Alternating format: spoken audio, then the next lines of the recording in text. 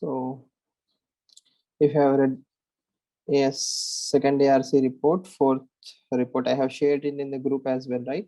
So individually also I have shared it to you. Now, as usual, please take a pen and paper.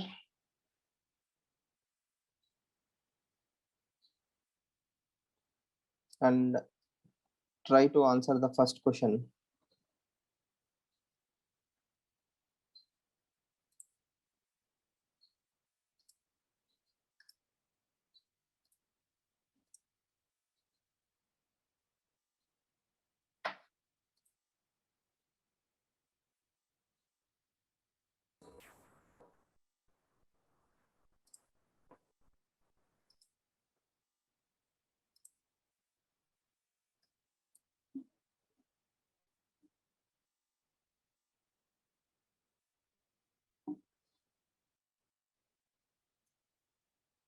The first question in the red.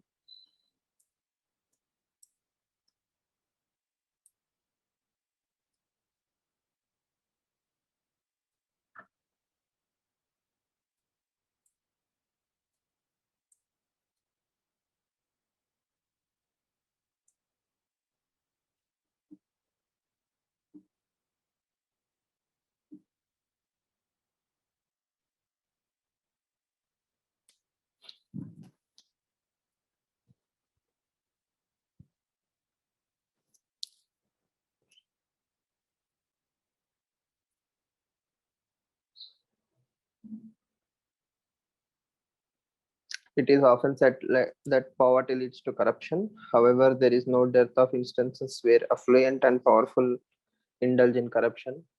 What are the basic causes of corruption? Support your answers with example.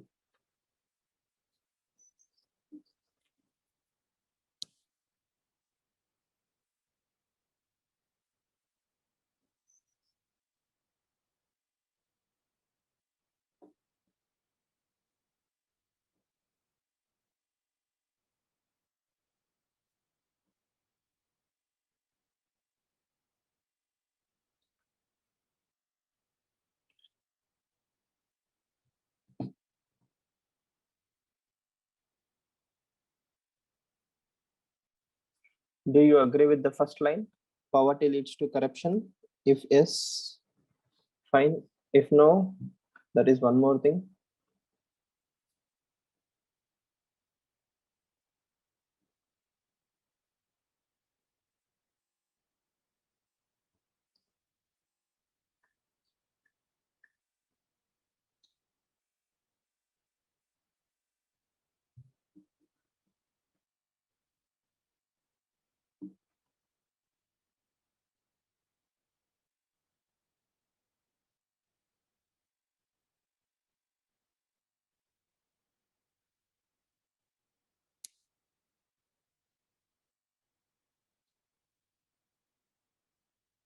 What are the basic causes of corruption?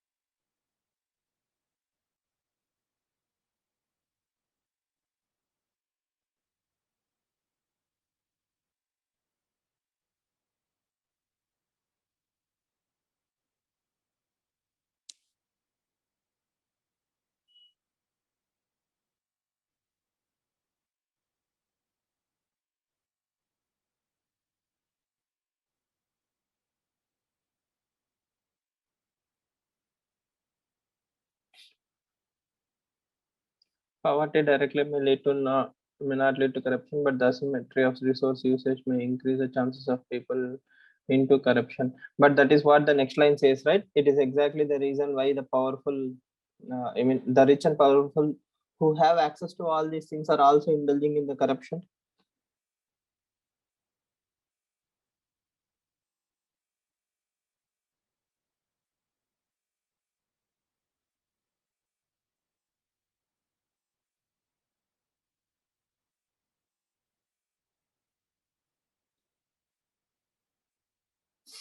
It's easy to say, but why is more important. And the crux of the entire question is, what are the basic causes of corruption among people?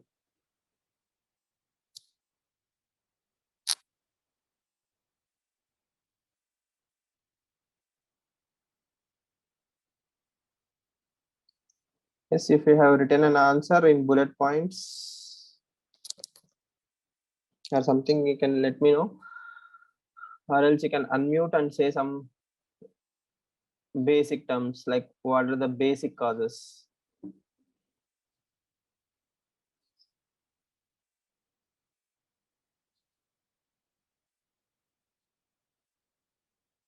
Complex rules, monopoly, lack of accountability and transparency, falling moral values, materialism, unchallenged authority.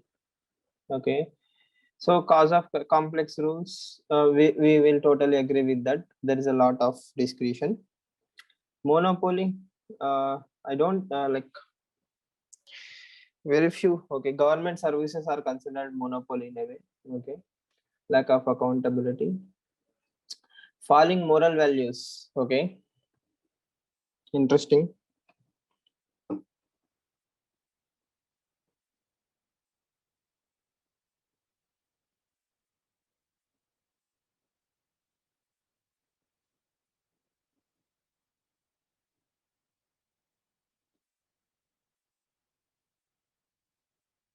Colonial legacy of corrupt practices. Okay, so before colonial rule, Sharat, you are honest.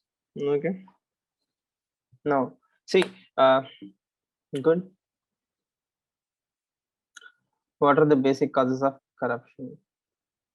Hmm.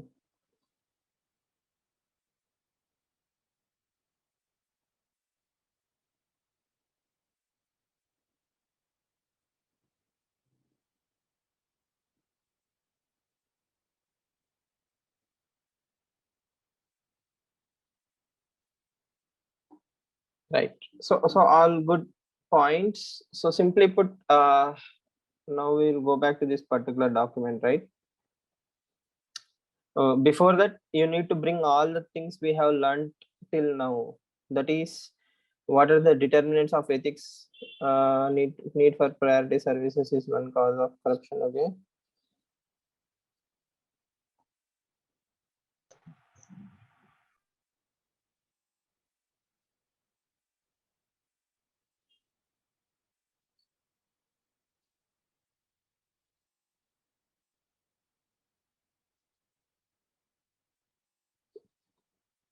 Okay. So sometimes situation leads to corrupt practices, but taking all your things like what Aditya says, corrupt power corrupts, absolute power corrupts absolutely. Then we can take examples like Ashok Kemka or others. So even they have the same powers, right? So why are they not corrupt? You can take the present prime minister. He have all the power in the world. So technically speaking, he could have made a lot of money. Why not? So what difference? What difference does that bring into the society, right? Situations lead to corrupt practices. Everybody will have the same opportunity. Every SP or every district collector in the country can have the same opportunity or similar situations. So why majority of them are still honest, right? Why only few are getting corrupt, right? So we have to think the alternative also. There is always an exception to the rule, but exception is one thing. Family pressure also leads to corruption, but at the same time again, families are the ones that keep you honest also, right? So what are the basic causes of corruption? So technically speaking, all your thought processes are very correct. Okay, this is what is happening in the society as well. But one simple thing you need to understand is types of corruption. Okay, we are not happy to give a bribe, we are forced to give a bribe. The coercive corruption is the basic cause of corruption among the majority of the people in the country, right? Per se, I don't go to the traffic constable and I give him a certain amount of money, right? There is a lot of discretion to the constable. If that is removed, there is nothing I can do. But the thing is, for public services, if I go to any government office to get any document, okay, there is always some kind of rent seeking behavior. Okay, so rent seeking behaviors force coerced corruptions. Right, that is why both bribe giving and bribe taking is crime in India according to Corruption Act.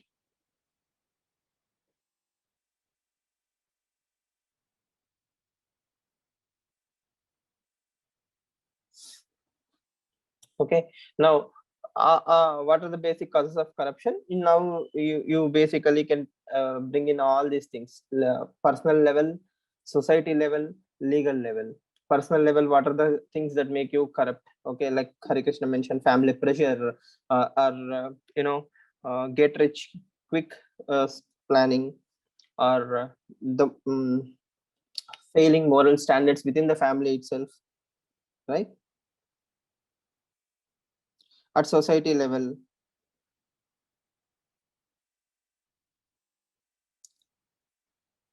then the systemic levels are the ones he mentioned, like monopoly. Because if I need any certificate, government is the only issuing authority. And if I go to any government department, there are tons and tons of rules. The systems are not streamlined. So for example, you can take the passports case. Till recently, passport was heavily uh, marred in corruption. But you don't listen to corruption about passports in the recent times. Why? What happened?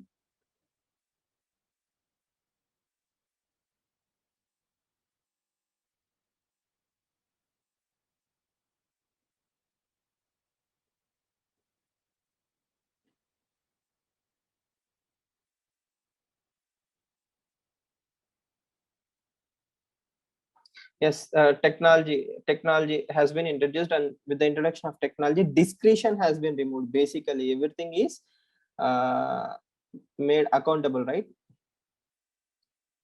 I mean, every step you take, everything you do will be accountable. So automatically corruption has come down.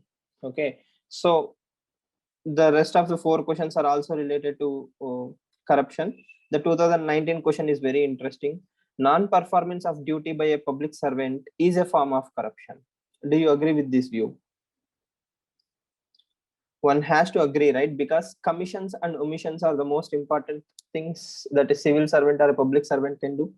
See here, public servant is not uh, just the IAS officers. When we say public servant, from prime minister all the way till the uh, lowest cadres, everybody will be working for the state. So anybody who works for the state or for the welfare of the people uh, are public servants.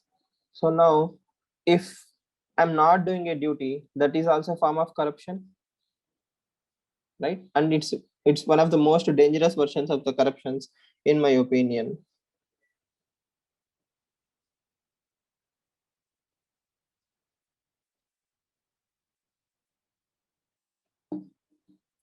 Right? Can you think of any example?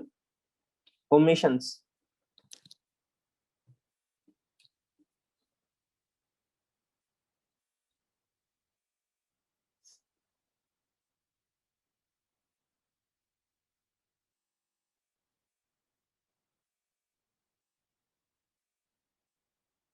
EC ignoring model code of conduct violations by the political parties. Very good. Okay. PDS health cards. Hmm. The present healthcare system in India can be blamed totally.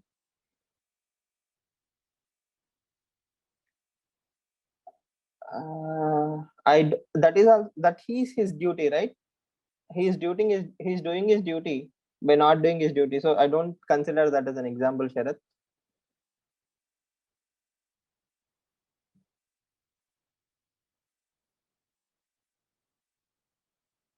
So non-performance of duty, public healthcare systems, yes, infrastructural development. Lot, I mean, almost all the public service systems in India can be considered as non-performance of duty, right? So We don't have to struggle for the examples. Right. Now we'll look at the corruption status. So when we talk about corruption, India has the highest overall bribe rate among the Asians, according to Transparency International.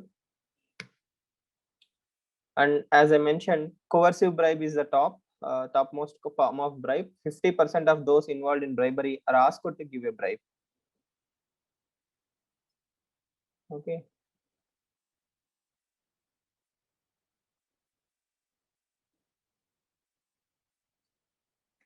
See, you need to know someone to get things done.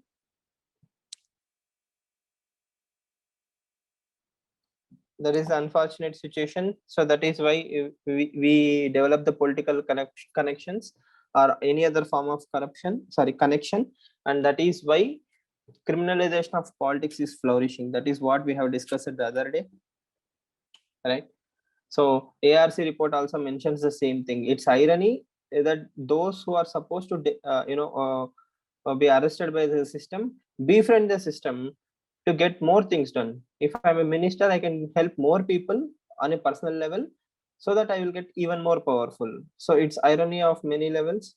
So in the same way, without connections and certain departments like police are perceived to be corrupt. Okay, I'm not saying the stats are true or accurate, but the thing is, most of the times we actually can see them whenever you need any kind of document in any government department. It most of the times involves in bribery, and police are perceived to be corrupt because of the nature of the job, because they have a lot of discretion in a lot of things. So India has ranked very badly in the corruption perception index, right?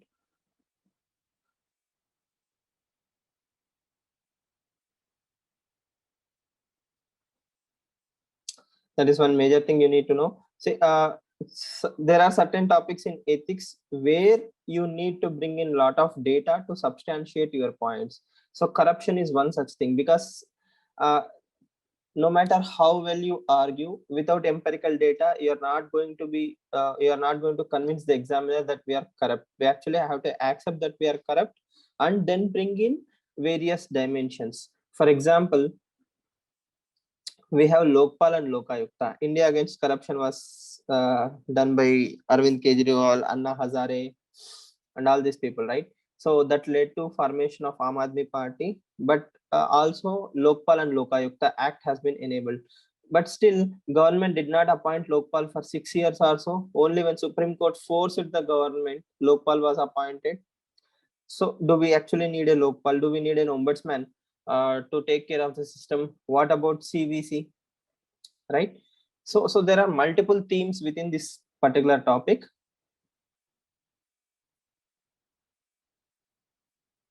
Some amount of corruption act as a grease. How is it justified?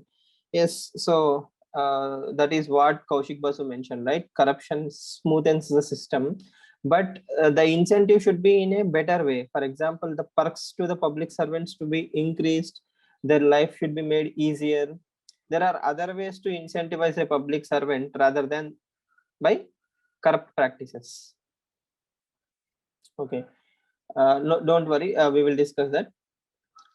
See, for example, this uh, last year, I think in 2019, uh, the present government, the Modi government, has removed around 27 IRS officers because either they are corrupt or unfit for duty. They were compulsorily retired.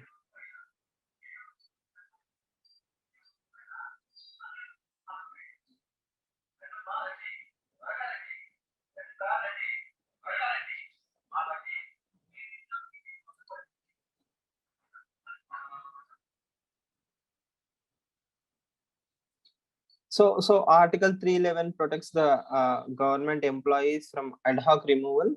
So once I get into the job, even if I don't do my job, so my salary is assured, my position is assured. This was the attitude that was maintained by the bureaucracy for a long time. And this is not something new. No other government earlier had the majority or the thought process to even go for administrative reforms. See, that is what the moral authority of Prime Minister Modi comes into the picture, right? So there would have been a lot of lobbying, pressure on the government by the bureaucracy. So if you observe right now in India, bureaucracy is like literally dead wood. There is no sound whatsoever from bureaucracy from any quarters on any matter, because the sheer moral power he brings because of his personal image. None of these things could have been done in earlier governments, right? So using that as an opportunity, he has removed certain number of IRS officers. Not only that, they are also planning to remove IAS and IPS officers.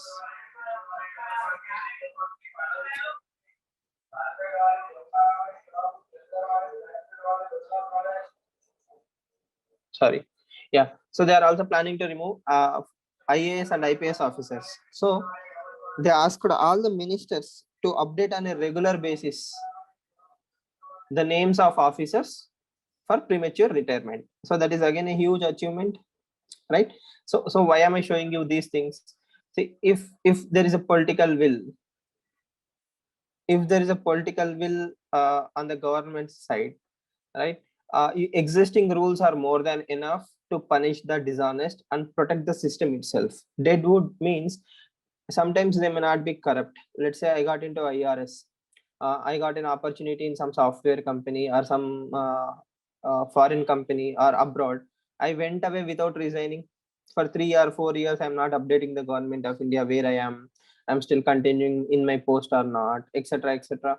So there are many such people like in the system who take the government jobs for granted, right? So that is also a form of corruption. By not doing my job, by not being available to the system, I am avoiding my duties. So that is also deadwood to the bureaucracy. And there are certain people, because of lot of virtues like caste, or connections, or political connections, that people cannot touch me. I will go and just stay in the government offices and make some money. So all such people have to be dealt, right?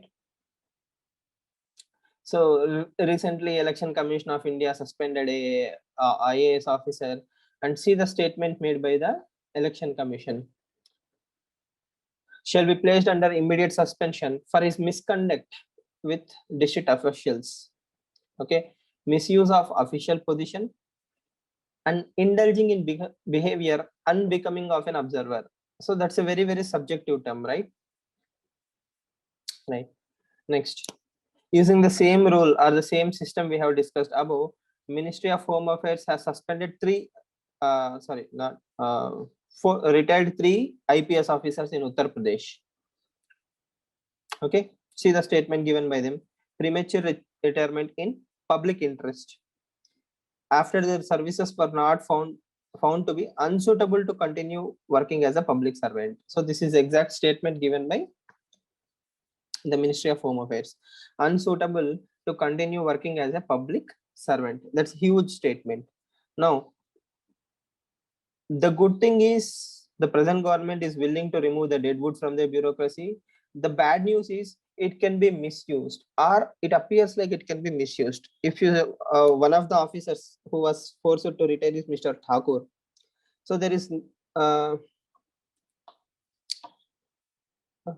a statement by Mr. Thakur where he says he is a very honest officer, so that is why he was forced to retire.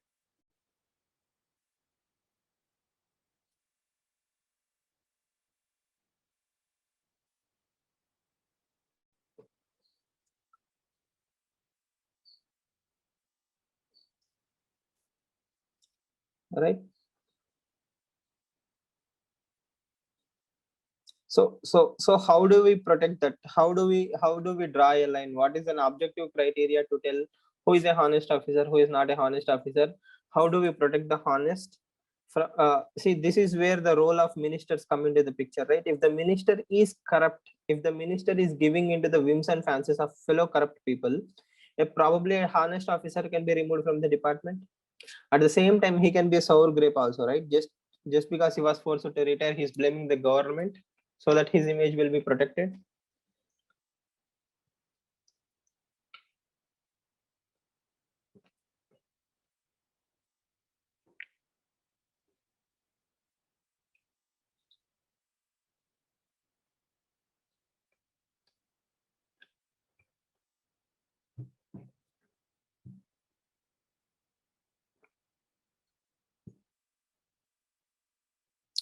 So see, why? Because if you go to the standard textbooks, the basic discussion will be about CVC, Lokpal, Lokayukta.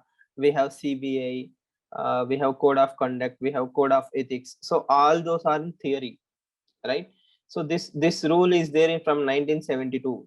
Fundamental Rule 56J of Central Civil Services Rules is there in the system from 1972. Just imagine, 4 decades, 3 decades have passed with the same rule in the system, right? Sir, but parameters should be clear and transparent, should be kept in public. But that is exactly what is the problem, right? Uh, how do you define a parameter in a subjective world? For example, you are an IRS officer, you're an IAS officer, you're an IRS officer, you're supposed to collect 100 crores of taxes or something. You collected 90 crores or you collected 120 crores. So can I say you that you are efficient or you are inefficient if you collect 90? So see, always remember, welfare maximization cannot be measured. You literally have zero clue on how to measure a welfare maximization unless you have a very clear cut definition, like you are red-handedly caught with corruption, or you have done uh, some activity, political activity or something like that. Everything else is welfare maximization, right? And that is a very very subjective term. So please be careful before jumping the gun or before coming to a conclusion like what is corruption, what is not a corruption. Okay, it's literally next to impossible, because as Chanakya has mentioned, it's hard to find when you are doing corruption when you are inside the water, right? Okay, so why the my intention here is things are moving in the system slowly, but administrative reforms are not happening in the level that we want to. Okay, so, and again when I say independent commission for transfer or removal of public servants, yes, that also comes with a little bit complication, right? For example, if I want certain IAS officer who is efficient, so I may not get him immediately, but that is a good suggestion. That is also what second ARC says. Now, if you see the current affairs, one more thing that has happened recently is CVC has mentioned that tenure of the personnel in the vigilance should be limited to 3 years only. That means he should be regularly transferred. That is what was in the news recently, right? Why it is so? If you observe these last two lines, it has been observed that undue long stay.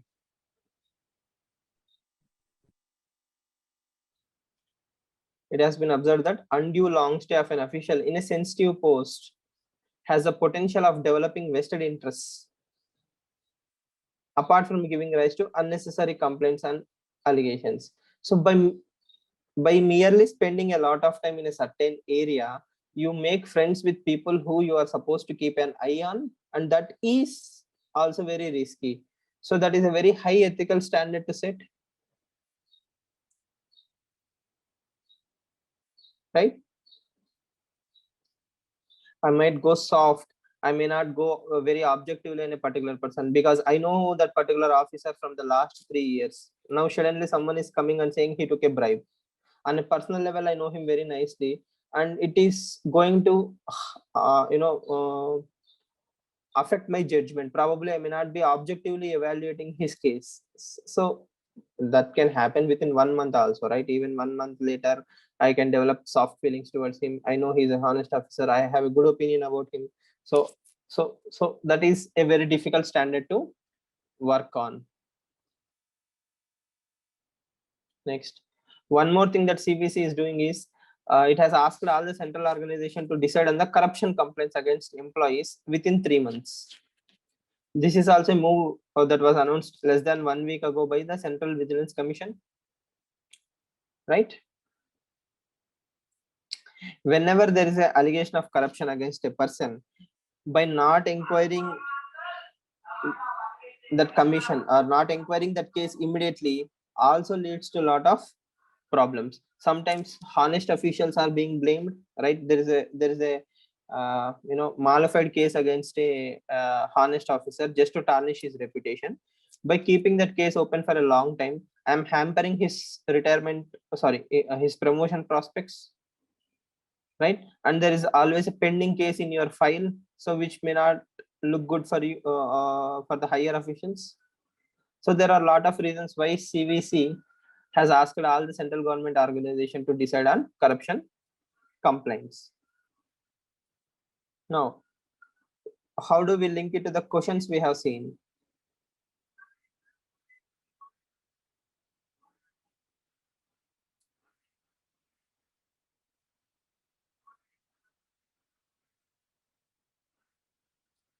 You can use this data in the affluent and the powerful indulging in the corruption, and corruption cases misuse government treasury and administrative inefficiency, and also non-performance of duty.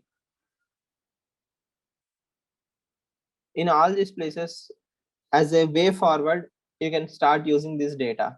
See, I'm showing you as an example, like, yes, non-performance of a duty of a public servant, it was fine till now, but recently certain IRS, IAS, IPS officers were removed because they were deadwood in bureaucracy. So it is no longer justified. It might sound dangerously close to a GS2 answer, but as I told you, the topic itself is very, very subjective. Okay, so here we are not talking about corruption per se or corruption in ethics. We are talking about corruption in public services. So we cannot write an answer only saying IAS officers values have to be increased.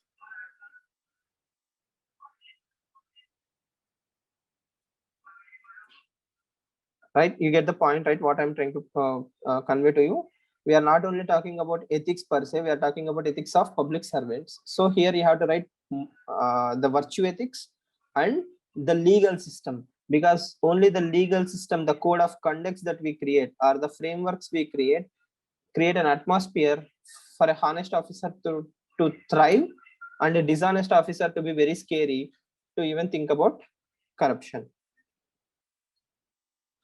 Now, in that light, just think about the last line and think of the answer. How will you modify the answer? Non-performance of a duty by a public servant. Till now, what happened? Why it is a form of corruption?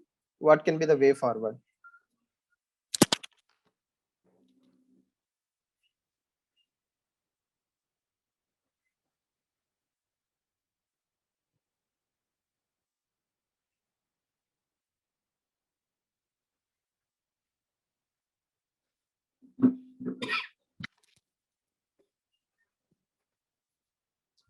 Should we bring in citizen charter and social audit to create moral pressures on the officer? See, again, all administrative tools or all reformative tools can be used. That is what I'm saying, right? CVC and all these are external mechanisms. So conduct, the moment I say conduct, everything that can bring external pressure to keep you honest should be brought in. But in spite of all those things, unless there are virtue ethics, you cannot make him honest. Also remember that point. It's a two-way street. Virtue ethics should be encouraged. They will promote honest bureaucracy. Honest ecosystem will reinforce virtues, which will create honest bureaucracy.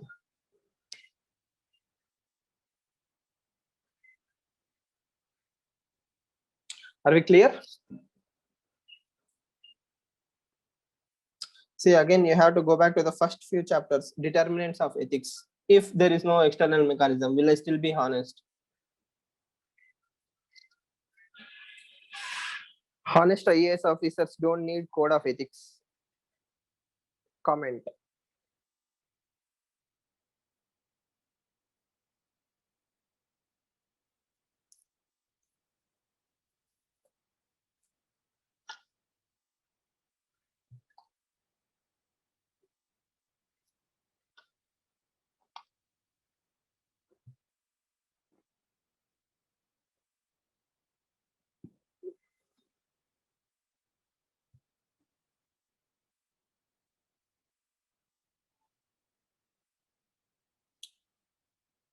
It's a delicate balance you have to achieve.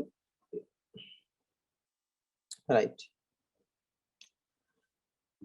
So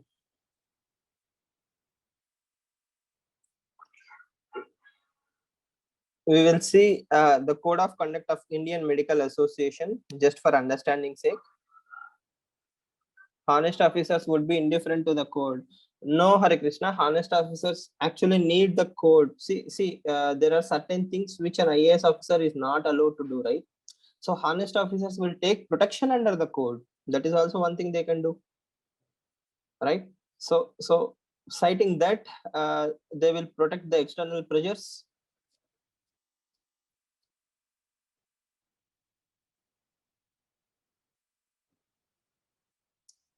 Right, say for example a gift is offered to you, you can say according to the code of conduct I don't or I cannot take such kind of gift. That will protect you. But if there is no code, uh, it's very difficult for you to resist the pressure.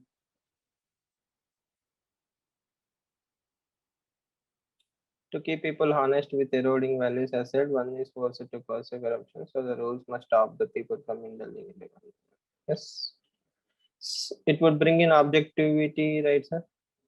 Yeah, at least the code will bring in some kind of safety mechanisms to you. As long as I am in this zone, I am safe, right?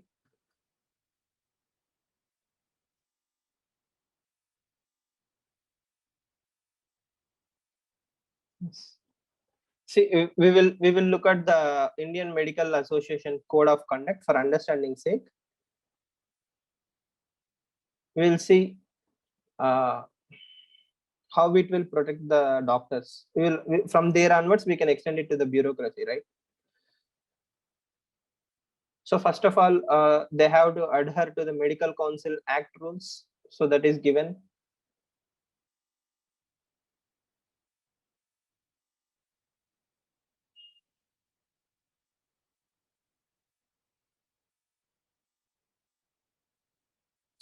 Point number 5 is professional ethics. I shall respect the privacy and secret of my patients.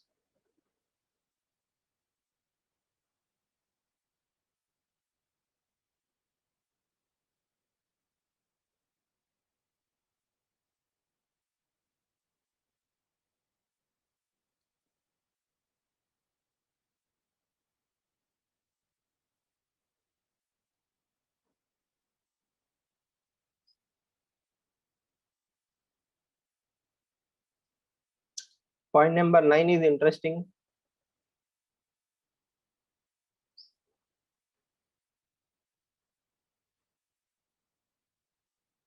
You must have seen, okay, we'll discuss anyhow. So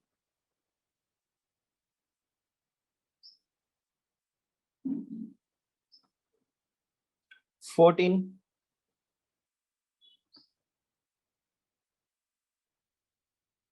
and 15.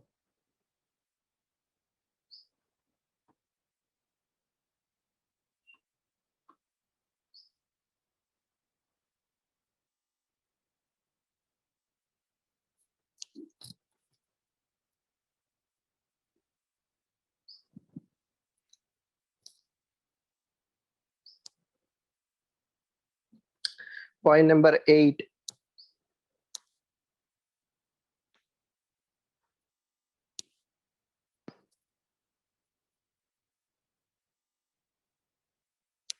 So this is code of conduct for Indian Medical Association.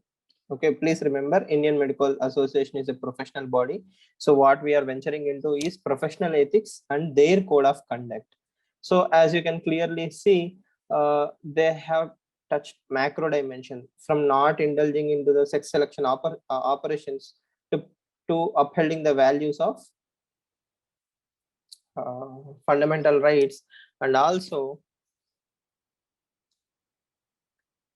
point number 14 and 15 are clearly in for ethical rules.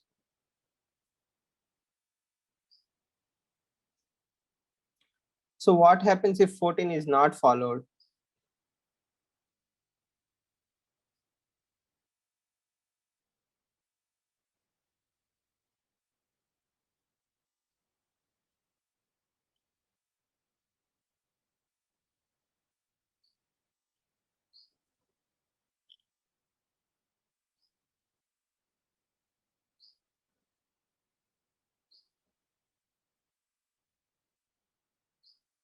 increased out of pocket expenditure.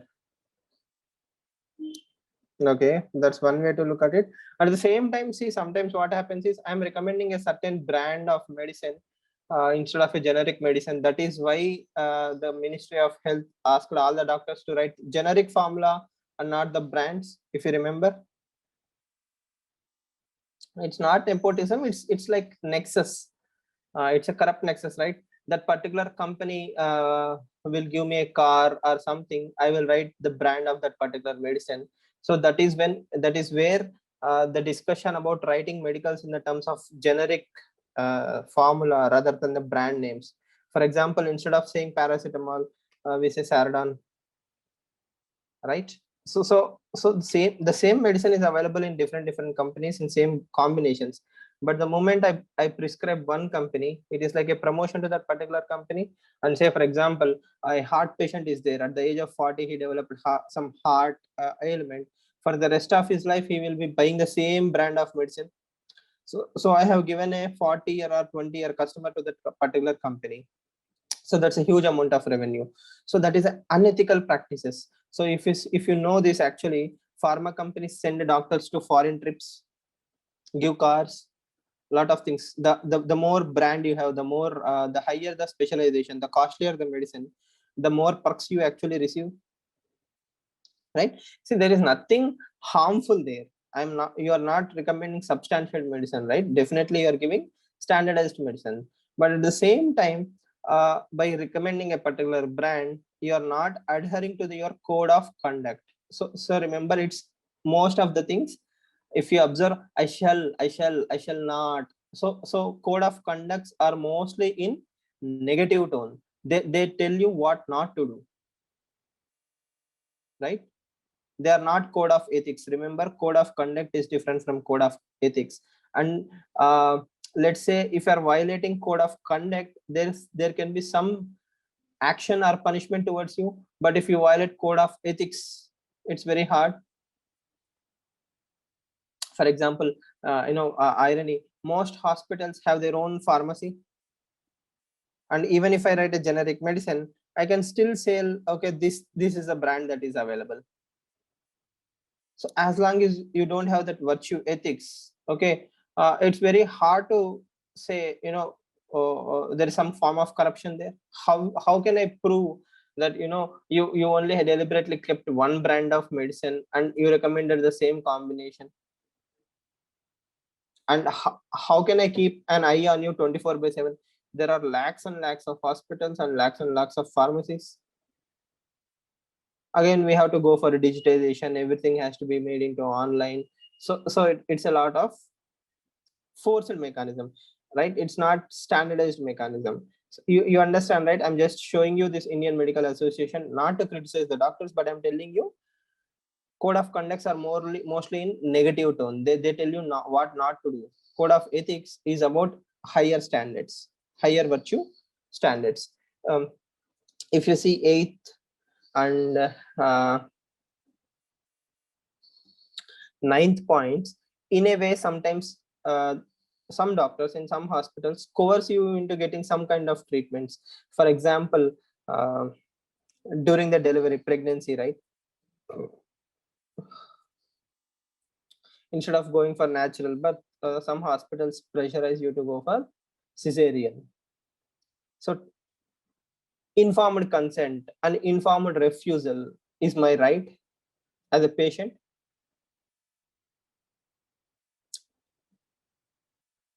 Yes. So all these things are actually happening in the society. So code of conducts are very difficult to enforce unless you have virtue ethics or virtues. You have moral standards. If you take actually the benefit of normal birth, which is many times better than the cesareans, you will encourage the normal birth. Unless there are some complications, you don't go for cesarean, but you get some extra money, 30,000 or 50,000 rupees.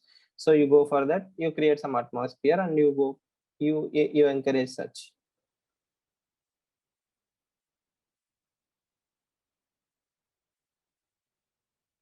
Right? So you get the idea.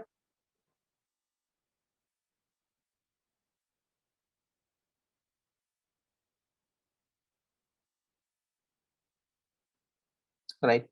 Next we will see just the headlines or index that is given to the journalists, right?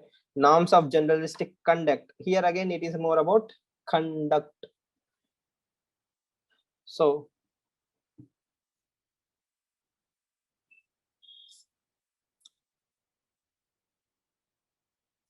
what are the principles and the ethics that are suggested for the journalists? What are the problems?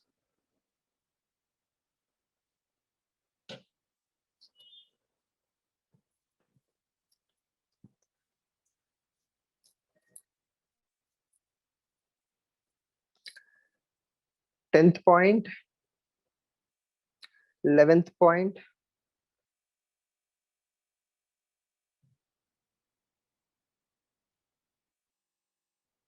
Can you link 11th point to defamation or contempt?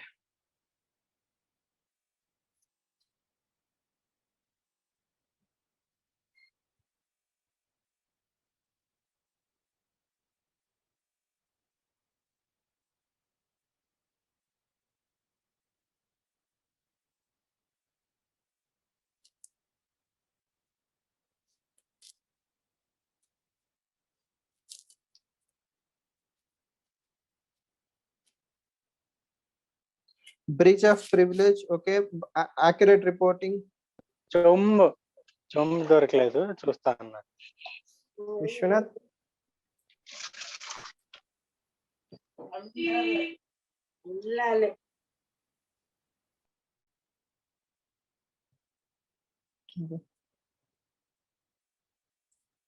So accurate yes, 0.5 criticism of public figures, okay. Again, criticism in an objective term is not defamation, right? Because accurate reporting of legislature is also not defamation or anything. Caution in criticizing judicial acts. Right of reply letters to the editor discretion. Glorification or encouragement of social evils. Violence not to be glorified. Caste, religion, or community references. There was a huge debate on the usage of the term Dalit.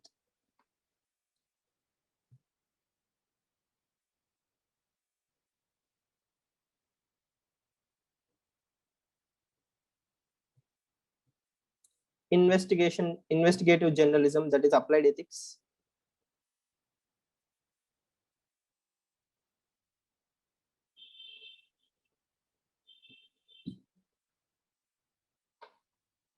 Twenty-eighth point.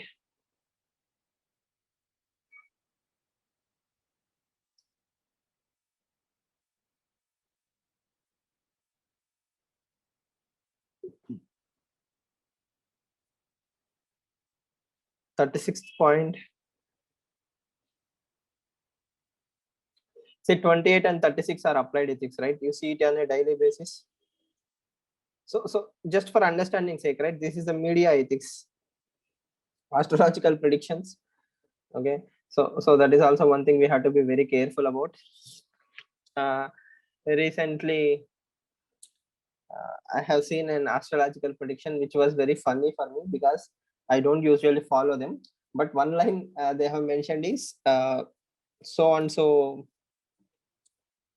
sign people will have unemployment problems. You can refer to Glassdoor.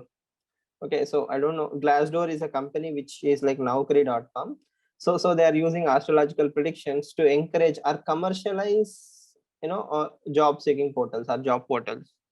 So I was really surprised how commercialization spreads into each and everything, right?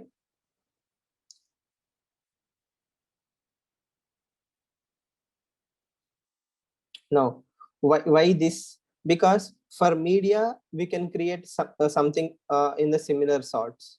Okay, for doctors we have this. Now, for public servants, how can we create a similar set of rules?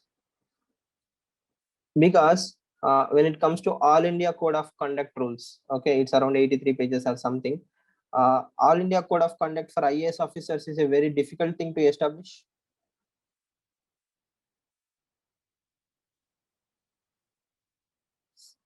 Yes. So when I'm an IAS officer, when I have so many works to do, or when I have so many jobs to do, so where do I draw that line? How can I create a code of conduct which satisfies each and everyone at the same time? Let me do my job very objectively. So if I'm actually worried about my job, then I won't be progressing, right? But at the same time, if you give me too much discretion, that might lead to corruption. So that is why I asked you to read this second ARC report, right? I hope you have read it.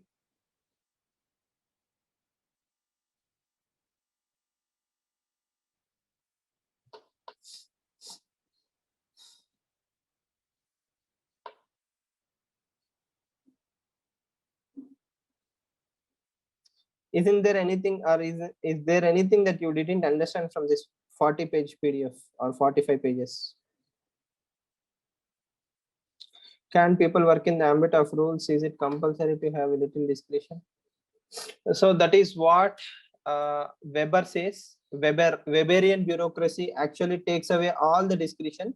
You have to be literally following rules and regulations. But without discretion in real life, you cannot work, right? Because there are so many logistic problems. There are lack of availability of resources. Others are not cooperating. You have 10,000 things to manage in a government office.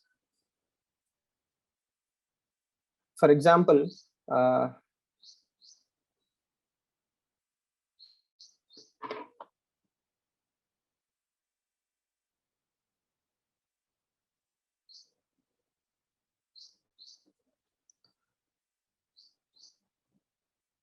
one of the rules Weber mentioned is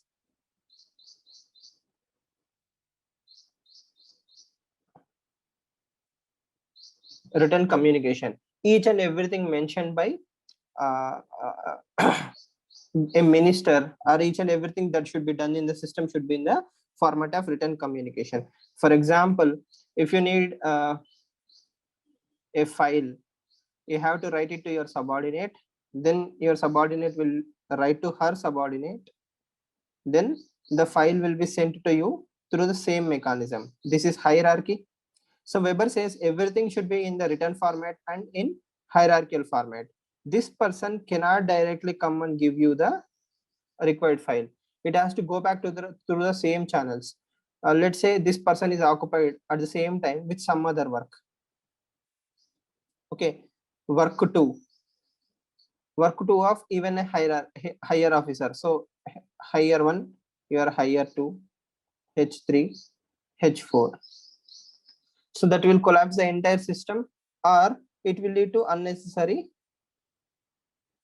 delay, right? So I'm just giving a very laymanish example. This is what Weber actually dreams of. Weber says it's an ideal bureaucracy. He doesn't actually say it is possible or it can be achieved in the real life, but he says everything has to be done in written communication and in hierarchies. So that is ideal bureaucracy, and you can just imagine the the delay that can happen in the Weberian bureaucracy. So, worst case scenario, you have a rule. Whenever you go to a police station, the police station has to take the FIR complaint. But let's say there is no stationery, right? So you have to follow the rules. You have to write to your higher officials. They have to give you the bill. Then you will ask the person to come and file the FIR. I have actually seen this happening in Delhi, right? So what I'm trying to tell you is, in most of the government offices of India, what you actually do is discretion. You use the discretion.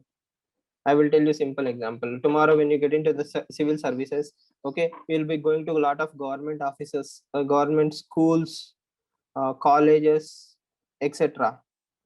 Okay, so they will bring you the shalwa, the flowers, and all those things. Where do you think the money is coming from?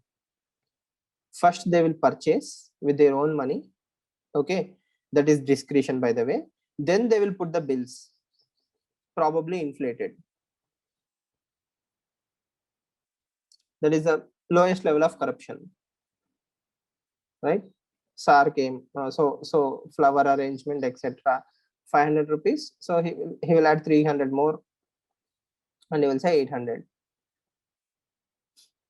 right? So without discretion, you won't have a function, or you won't have the the typical bureaucratic setup or a government setup. With the discretion, this is what happens.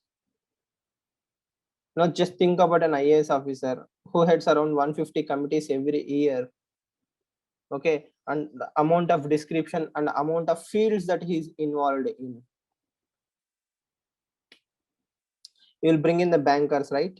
You will bring in the bank employees every monthly, and you will ask about priority sector lending rates. Clear?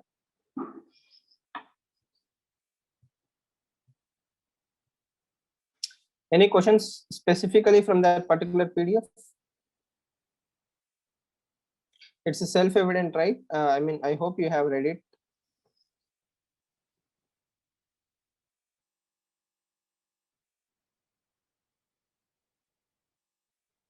So the election part, or that part we have already discussed, so it should not have been a big problem for you.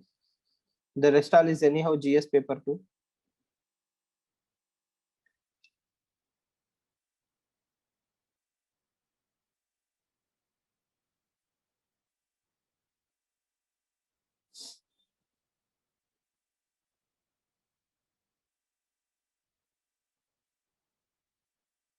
No doubts. Okay, so please read the introduction. There are a lot of quotes from the introduction, right? Why corruption is a dangerous thing, how institutions are, why institutions are important.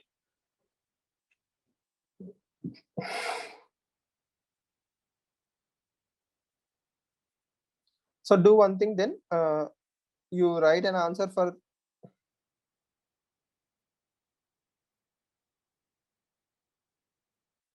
the first question and the fourth question, and send a copy to me. So the earlier essays and questions that were given to me, I will evaluate and send by lunchtime today. Okay. Please send it in the PDF format to my Telegram account. So you write answers, I will provide you the data. After that, we will continue the corruption related discussion, because I need to know where you stand, or you need to know where you stand. Based on that, we will add value. Okay. Because as you can see, the questions are not about CVC, Lokpal or Lokayukta, that they are asked in GS paper 2. Here the questions are about why non-performance of public duty is also corruption, how you can use current affairs data to enhance your answers. That is what is needed. So please send the answers to first and fourth question by PDF format, in PDF format by evening, right? So you will get back all your copies today. Yesterday I'm done with the question papers. Yes. So the intention is current affairs, including current affairs. You have to see it on day-to-day life, right? Yeah, this one, yes, I will share right away. Okay, so if you don't have any questions, please write the answers and let me know. Okay, see you all in the evening, 6 p.m.